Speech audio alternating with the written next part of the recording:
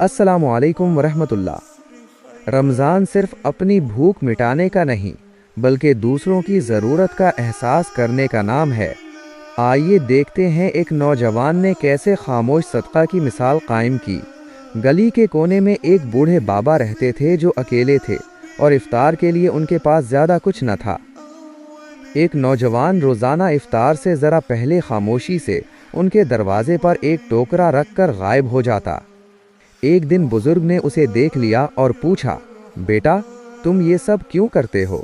नौजवान ने मुस्कुराकर जवाब दिया, बाबा जी अल्लाह ने मुझे दिया है और मैं चाहता हूँ कि मेरा सदका ऐसा हो कि दाएं हाथ को पता न चले कि बाएं ने क्या दिया है।